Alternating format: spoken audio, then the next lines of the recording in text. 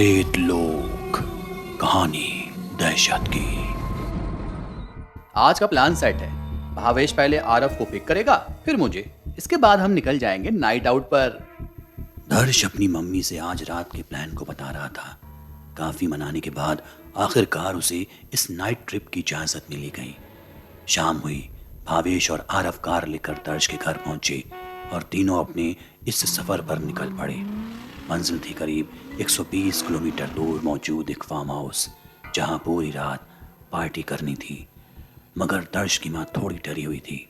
आज अमावस की रात थी।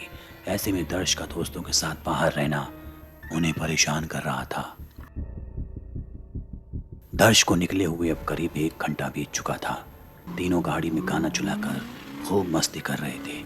तभी भावेश बोला, यार बाथरूम जाना है, यहीं गाड़ी 1 मिनट के लिए रोक रहा हूँ। इस पर आरव बोला, अरे फार्म हाउस अब 1 आधे घंटे ही है, वहीं कर लेना।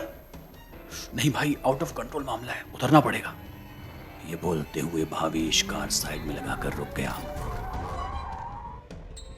दर्श और आरव कार में बैठकर उसका इंतजार कर ही रहे थे कि तभी अचानक उन्हें पुराना खंडहर हो चुका मंदिर दिखा।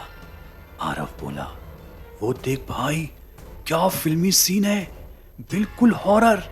चल फोटो खींचते हैं। दर्श बोला, नहीं भाई, मम्मी ने मना किया था रात में इधर उधर भटकने से। अरे चल यार, कुछ नहीं होता। आरव ने उसे समझाया और जबरदस्ती अपने साथ उस मंदिर की तरफ चल दिया। दोनों अंदर दाखिल हुए। चारों तरफ घुप अंधेरा और अंधेरे के बीच पड़ी थी एक मूर्ति जो बेहद अजीब सी थी। उन्होंने उस कमरे में दाखिल होने की कोशिश की, मगर कमरे के बाहर मौजूद सलाखों ने उनका रास्ता रोक लिया। तभी आरव ने देखा कि उन सलाखों पर एक ताला लटका हुआ है जो लाल कपड़े में कैद है। आरव उसे तोड़ने में लग गया। दर्श ने इनकार किया, मगर तब तक ताला टूट चुका था। अब आरव ने कपड़ा हटाया और अचानक से एक जोरदार आवाज उन्हें सुनाई दी। मंदिर काफी पुराना था, लिहाजा ये कंकड़ पत्थर ढहने की आवाज मालूम हो रही थी। कमरे में अब आरव और दर्श थे, जिनको चारों तरफ से सर्द की अजीब से एहसास ने घेर रखा था। उनके कदम जैसे जैसे कमरे में रखी उस मूर्ति के करीब बढ़ते जा रहे थे। आसपास बहती हवाएं तूफान की शक्ल लेने लगी थी। कुछ वक्त बाद आलम यह था कि दोनों का वहां खड़ा होना भी नामुमकिन महसूस हो रहा था। तभी दोनों को भावेश का ख्याल आया। माहौल अब सन्नाटे की गर्द में डूबा हुआ था।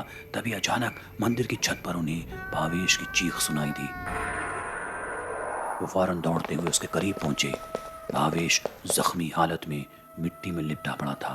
उसके सीने पर नाखूनों के घाव थे और खून रिसकर फर्श को सुर्ख कर रहा था। बावजूद इसके भावेश की निगाहें बस एकटक किसी मंजर की तस्दीक कर रही थी। जब आरव और दर्श ने पलट कर देखा तो उनके होश फाख्ता हो गए। उनके पीछे मंदिर की छत पर एक राक्षस नुमा परछाई मौजूद थी, जिसकी खाल जली हुई थी।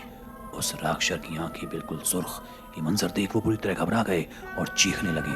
दोनों डरते हुए फौरन जख्मी भावेश को उठाकर अपनी कार की तरफ दौड़े, मगर उनका ये फासला इतना आसानी से तय होने वाला नहीं था। वो जितना भागते, कार से उनकी ये दूरी उतनी ही बढ़ती जाती। उन्हें अपनी मौत अब करीब आती दिख रही थी।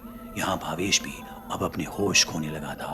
तभी उन्हें महसूस हुआ कि वो दोबारा उसी मंदिर के पास पहुंच गए, मगर इस बार उन्हें मंदिर में लगी वो मूर्ति साफ नजर आई। ये उसी राक्षस की मूर्ति थी जो अभी उनका पीछा कर रहा था। वो समझ गए थे कि उस मंदिर में जाकर उन्होंने बहुत बड़ी गलती कर दी है, मगर खुद को बचाना कैसे है ये उन्हें नहीं पता था। नामालूम दर्श को क्या सूझी, उसने फौरन फोन निकाला और कैमरे से उस मूर्ति की एक तस्वीर ली। इस बीच उस फोन की बैटरी डेड हो गई और फिर कैमरे की फ्लैश की रोशनी के बीच वो राक्षस उनके करीब आ गया। वो भागकर कार में बैठे।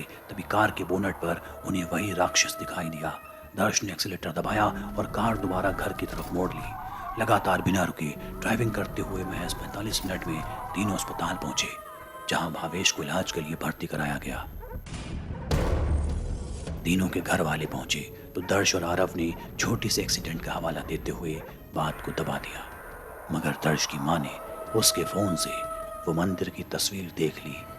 तब तीनों को उस मंदिर की असल कहानी का पता चला। दरअसल कई साल पहले उस इलाके के आसपास एक राक्षस रहा करता था। वो अक्सर मासूम लोगों को नुकसान पहुंचाता, जिससे बचने के लिए लोग हर महीने इंसान की बलि दिया करते थे। मगर जब ये खबर कुछ ऋषि मुनियों को लगी तो उन्होंने पूजा पाठ कर उसका एक मंदिर बनाकर उसमें राक्षस को कैद कर दिया। मगर आरव, दर्श और भावेश की गलती से वो राक्षस फिर से आजाद हो गया। लिहाजा एक बार फिर सालों पुरानी वो घटनाएं दोबारा शुरू होने जा रही हैं।